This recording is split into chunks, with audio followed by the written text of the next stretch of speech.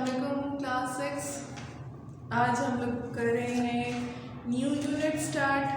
आप लोग देख रहे हैं चैप्टर 8 है, न्यू यूनिट है, न्यू चैप्टर है। पेज नंबर 87 और 88 बुक्स निकालें। पेज नंबर 87 और 88 निकालें। यहाँ पर मैं आपको अंडरलाइन करवाऊँगी कुछ वर्ड्स। आप लोगों ने वो वर्ड जो है वो अंडरलाइन करने हैं, कुछ सेंटेंसेस जो हैं वो अंडरलाइन करने हैं। सबसे पहले मैं आपको थोड़ा सा इंट्रोडक्शन इसका दे दूँ। अलजेब्रा क्या है? Algebra, introduction to algebra, chapter name है, चैप्टर नंबर 8 है, पेज नंबर 87 पे देखें। ठीक है, 86 पे इसका नेम गिवन है। यहाँ पर आपको बताया गया ये इसका नेम है चैप्टर नंबर 8 का, इंट्रोडक्शन टू अलजेब्रा। ठीक है, और 87 पेज पे बहुत सारी डेफिनेशंस आ गई हैं। सबसे पहले एक चीज़, अरबिक वर्ड है अलजेब्रा। कहाँ से निकला है? अरबिक वर्ड है, अरबिक वर्ड अलजबर। ठीक है, अलजबर, उससे ये आगे फॉर्म हुआ है अलजेब्रा। किसने इजाद किया? ये इजाद किया था अरबिक मैथमेटिशियन अल-ख्वारिज़मी। इंट्रोड्यूस करवाया था ये हमें अरबिक मैथमेटिशियन ने, जिनका नाम था अल-ख्वारिज़मी। उनकी जो टाइम है 782 850 AD है। ठीक है, ये चीज़। उसके बाद ये इनकी फेमस बुक थी अलजबर वल मुकाबला। 820 में उन्होंने ये बुक लिखी थी। ठीक है, और ये बहुत फेमस हुई थी। अलजबरा जो है इसी से ही आगे उसकी जितनी ब्रांचेस जो उसके अंदर आगे जितनी भी इंट्रोडक्शंस हुई हैं वो सारी यहाँ से लिखी हुई हैं। बाद में अलजबर जो बुक का नेम था, अलजबर वल मुकाबला जो था वो बिकम्स अलजबरा। वहाँ से फिर ये जब बहुत ज़्यादा इसकी रूटीन में बहुत ज़्यादा स्टार्ट हो गया, हर सब्जेक्ट में हर क्लासेस में ये इंट्रोड्यूस होने लगा, तो फिर अलजबर से अलजबरा बन गया। ठीक है, ये स्पेलिंग हो गया इसके।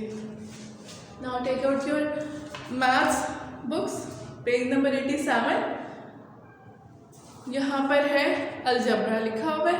यहाँ पे ये तकरीबन सारी इंफॉर्मेशन गिवन है आपको।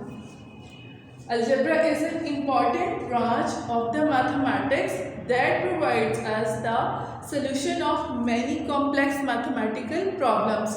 Complex mathematical problem algebra क्यों बनाया गया, क्यों इंट्रोड्यूस करवाया गया? बहुत से ऐसे क्वेश्चंस थे कि जिनके आंसर्स फाइंड करना मुश्किल थे। कुछ कॉम्प्लेक्स ऐसे आ गए थे कि जिनको फाइंड करना थोड़ा सा डिफ़िकल्ट हो गया, तो वहाँ पर क्या किया कि अलजबरा उन्होंने इंट्रोड्यूस करवाया। अलजबरा के अंदर अब क्या होता है कि जो कॉम्प्लेक्शंस होती हैं, जो चीज़ें फाइंड नहीं की जाती, हम उनको अल्फ़ाबेट्स का नेम दे देते हैं। अल्फ़ाबेट्स के साथ उसको लगा के उसको ऐड करते हैं या सब्ट्रैक्ट करते हैं, मल्टीप्लाई करते हैं या डिवाइड करते हैं। वहाँ से हम उसकी वैल्यूज़ को फाइंड कर लेते हैं, जो वैल्यूज़ हमें पता नहीं होती हैं। ठीक है, ये चीज़ है इम्पॉर्टेंट ब्रांच, हाईलाइट कर लें इसको। Algebra is an important branch of mathematics, और ये क्या करती है? That provides us the solution of many complex problem. Complex problem का सोल्यूशन बताती है इन एन ईजी वे में। नेक्स्ट आ जाए, नेक्स्ट पैराग्राफ पे आ जाए। The word algebra has been deduced from the Arabic word अलजबर। यहाँ पे अलजबरा को हाईलाइट करें और अलजबर को हाईलाइट कर लें। ठीक है, अलजबरा जो है वो डिड्यूस्ड हुआ है कहाँ से? अरबिक वर्ड से, अलजबर से। A Muslim mathematician al Khwarizmi 780 to 850 wrote a book named अलजबर वल मुकाबला। मैंने आपको यहाँ पर सारा बता दिया। उन्होंने ये बुक लिखी थी और उसके अंदर उन्होंने बहुत सारी इसकी जो ऑपरेशंस थे, इसकी इंफॉर्मेशन थी, इसकी जितनी डेफिनेशंस थी वो वहाँ पर मौजूद है। और बाद में ये वाली बुक जो थी, लेटर ट्रांसलेशन जब इसकी आई of this book was published in Europe में हुई under the title of algebra. Europe ने इसकी ट्रांसलेशन की और अलजबर वल मुकाबला की बजाय इसको अलजबरा का नाम दिया। नीचे आ जाते हैं, नीचे आ जाए सेंटेंस पे। ठीक है, पहले relationship between arithmetic and algebra है, तो यहाँ पर हमें पता होता है, हमारे पास अरिथमेटिक के अंदर नंबर्स होते हैं, नंबर्स के को हम ऑपरेशंस के साथ सॉल्व करते हैं। ऑपरेशंस कौन से हैं हमारे पास? 4 फंडामेंटल ऑपरेशंस हैं, प्लस, माइनस, मल्टीप्लाई और डिवाइड। ठीक है, उनको हम जब ज्वाइन कर लेते हैं विद अल्फ़ाबेट्स तो हमारे पास क्या बन जाता है? हमारे पास अलजेब्रा आ जाता है। ठीक है, नीचे ये सारी उसका अरिथमेटिक और अलजेब्रा का रिलेशन आ गया। अच्छा जी, यहाँ पे ये देखें, लास्ट ये लाइन है, इसको हाईलाइट करना है। Algebra is a general form of the arithmetic. ठीक है, इंपॉर्टेंट ब्रांच ऑफ मैथमेटिक्स है।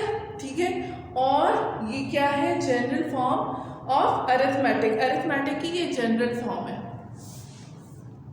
नेक्स्ट आ जाए जी, सेंटेंस है। Sentence, a group of words that makes a complete sense is called a sentence. ये आप लोगों ने इंग्लिश में भी सेंटेंस की डेफिनेशन की हुई है। ठीक है, वही चीज़ है, group of words make a complete sense. ऐसे वर्ड्स का ग्रुप, ऐसे वर्ड्स का ग्रुप जो आपको एक कंप्लीट सेंस दे रहा होता है उसे हम सेंटेंस बोलते हैं। ठीक है, इसके एग्जाम्पल्स है नीचे। Karachi is in the Punjab, is it true? False sentence है ये, सॉरी ये तो स्टेटमेंट है। अच्छा जी, cow gives milk, birds fly in the air, she rides very well. ये सारी किसकी एग्जाम्पल है? सेंटेंस की। ठीक है, ये सारे सेंटेंस है जो हम डेली रूटीन में जो वर्ड्स हम किसी से बात कर रहे होते हैं, वो सारी चीज़ें जो हम किसी से बात करते हुए जो लफ्ज़ बोल रहे होते हैं, तो वो सारे सेंटेंस होते हैं। ठीक है, स्टेटमेंट है। स्टेटमेंट है, a statement is a sentence that may be true और फॉल्स। स्टेटमेंट उन सेंटेंसेस को बोलते हैं जो या तो ट्रू होते हैं या फिर फॉल्स होते हैं। ऐसे बहुत सी चीज़ होती है, मतलब अगर मैं कहती हूँ कि Karachi is in the Punjab, यहाँ पे जैसे एग्जांपल दी है, Karachi is not in the Punjab, ये स्टेटमेंट जो है, ये सेंटेंस फॉल्स हो जाएगा, तो ये फॉल्स स्टेटमेंट बन जाएगी। ठीक है, mango is a fruit, yes true, mango is a fruit, ये स्टेटमेंट ट्रू स्टेटमेंट है। थैंक यू, थैंक यू, शुक्रिया, it is not a sentence. और इसको हम स्टेटमेंट में भी ना वो ट्रू है ना वो फॉल्स है। ठीक है, अब यहाँ पर ये क्या होगी? स्टेटमेंट नहीं होगी। अच्छा जी, नेक्स्ट आ जाए जी, हमारे पास कुछ नंबर्स ऐसे आ जाते हैं, जैसे हम कुछ ऐसी फिगर्स होती हैं जिनके बारे में हम नहीं बता सकते कि ये ट्रू होती है या नहीं होती। For example, 2 + box is equal to 5। Can you tell कि ये ट्रू है या फॉल्स है? इसके बारे में हम नहीं बता सकते, क्योंकि हमें इस ब्लैंक में नहीं पता कि इस ब्लैंक में क्या चीज़ है। हमें अगर वो यहाँ पर स्टेटमेंट पता होगी यहाँ पे क्या है, तो तब हम उसे कह सकते हैं कि हाँ ये ट्रू है या हाँ ये फॉल्स है। हम यहाँ पर इसके बारे में कुछ भी नहीं कह सकते। जैसे थैंक यू का हमें नहीं पता कि वो टॉन्ट में बोला गया, वो किसी को किसी की मदद के लिए शुक्रिया कहा गया, या वो किसी को वैसे ही मना करने के लिए शुक्रिया कहा गया कि नहीं शुक्रिया मैं ये खुद कर लूँगी, ऐसा होता है ना। तो वहाँ पर हमें नहीं पता कि वो किस लिए कहा गया। इसी तरह से हमें यहाँ पर नहीं पता कि यहाँ पर इसके अंदर जो नंबर आ रहा है वो क्या वो सही नंबर है या रॉन्ग नंबर है। जब ऐसी चीज़ें हमें नहीं पता होती तो उसको हम कहते हैं ओपन स्टेटमेंट। क्या बोलते हैं? Open statement. ऐसे स्टेटमेंट जो ना ट्रू हो, जिसके बारे में हम कंफर्म नहीं होते कि वो ट्रू है या फॉल्स है, तो these statements are called open statements. ठीक है, इसके एग्जाम्पल्स हैं यहाँ पर बहुत सारी। तो नेक्स्ट आ जाते हैं, इसके बाद हमारे पास आ जाते हैं जो अननोन वैल्यूज कहीं पर भी होती हैं।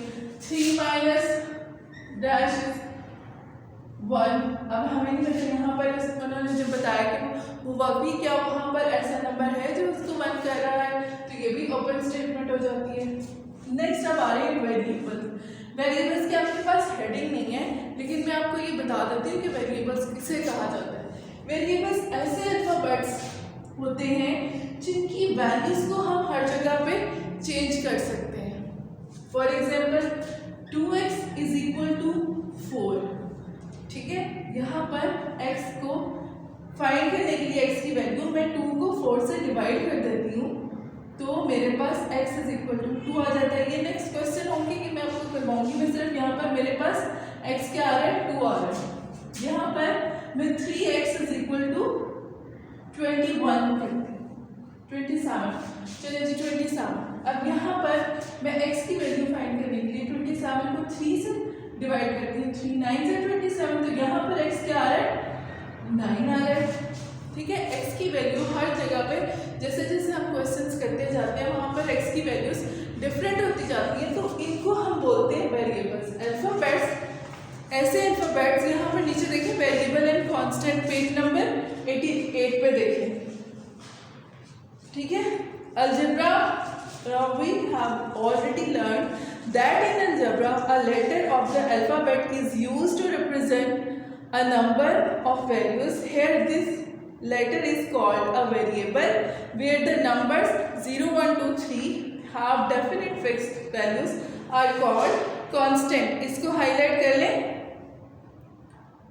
यहाँ पर, यहाँ से करें। in algebra a letter of the alphabet is used to represent a number of values.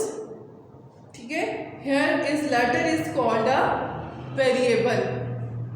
Next आ जाए, numbers 1 2 3 0 1 2 3 have definite fixed values are called constant. ये हाईलाइट करें। अच्छा जी, अब यहाँ पे कांस्टेंट की डेफिनेशन, वन का मीनिंग आपको पता है, वन थिंग, कोई सी भी वन थिंग होती है उसको हम वन थिंग। अगर मैं ये कहूँ कि ये this one is equal to one, नहीं, आपको पता है कि ये रॉन्ग है, दो चीजें वन नहीं कहलाती। Two things are called two, this one is called two. Two की डेफिनेट शेप, वन की हमें डेफिनेट शेप पता होती है, डेफिनेट वैल्यू पता होती है, टू की डेफिनेट वैल्यू पता होती है, थ्री की डेफिनेट वैल्यू पता होती है। तो जिन नंबर्स की हमें डेफिनेट वैल्यूज पता है वो सारी क्या होती है, कांस्टेंट होती है, उनको हम क्या कहते हैं, कांस्टेंट। ठीक है, अब आप लोगों ने बुक खोली हुई है, एक्सरसाइज 8.1, इसका क्वेश्चन नंबर 1 जो है वो ऑन बुक है, बुक पर ही सॉल्व करना है। यहाँ पे देखिए क्वेश्चन नंबर 1 है, separate the true false and open statement. True false और ओपन स्टेटमेंट बतानी है। 5 is a natural number, 5 natural number है, ट्रू, इसके सामने लिख दें true. Second, 5 + 4 - 2 is equal to 6 + 8 divided by 2। अब यहाँ पे सिर्फ अपने माइंड में कैलकुलेशन करनी है। ठीक है, माइंड में करें, 5 + 4 इज 9 और 9 - 2 इज 7। ये हमारी लेफ्ट हैंड साइड की होगी, राइट हैंड साइड पे देखते हैं। 6 + 8 इज 14, 14 डिवाइडेड बाय 2 इज 7। तो इन दोनों के आंसर सेम आ रहे हैं, so this is also true, true होगी। Next third, 9 is a prime number, is it prime? Prime number have only 2 factors, the number 1 and the number itself. So the 9 have more than 2 factors, 1 9 and 3, more than 2 factors. ठीक है, 9 have only more than 2 factors, no, it is not a prime number. Prime number have only 2 factors, so this statement is false. Number 4, 8 divided by dash is equal to 4. अब dash आ गई, हमें नहीं पता वहाँ पर 4, उसकी जगह पे 8 किससे डिवाइड कर रहे हैं तो 4 आ रहा है, हम उसके बारे में कंफर्म नहीं, so this one is open statement. ठीक है, next 5 × by dash is equal to 15 divided by dash. यहाँ पर भी हमारे पास कोई एग्जैक्ट नंबर नहीं है, कोई कांस्टेंट नंबर नहीं है, कोई जो है वो डेफिनेट वैल्यूज नहीं है, so this one is also open statement. Next, -1 is a whole number, -1 is negative integer. Whole numbers में 0 1 2 पॉजिटिव नंबर सारे आपके होल नंबर्स होते हैं। Negative integer is negative integer, उसको हम होल नंबर्स नहीं बोल सकते, so this statement is false. 5 × by 6 is equal to 4 × by 8। अब यहाँ पे देख लें, 5 का table 5 6 30, 4 8 32, is it equal? 30 is not equal to 32, so the statement is false. 0.2 divided by 0.5 is equal to dash. Now अब यहाँ पे सॉल्व करके हम बताएंगे कि 0.2 जो है वो डिवाइड हो सकता है 0.5 से, तो वहाँ पे ओपन स्टेटमेंट, ये ओपन स्टेटमेंट है, हमें वहाँ पर नहीं एग्जैक्ट वैल्यूज नहीं बताई, हम इसको ना फॉल्स कह सकते हैं ना हम इसको ट्रू बोल सकते हैं। So this statement is open statement. ठीक है, आप लोगों का डायरी आप लोगों की क्या है, आपने कॉन्सेप्ट्स जो मैंने आपको अंडरलाइन करवाए हैं उनको पेज नंबर 87 और 88 पे इनकी लर्निंग करनी है, प्रैक्टिस करनी है क्वेश्चन नंबर 1 की 8.1 एक्सरसाइज। ठीक है, तो अल्लाह हाफिज़।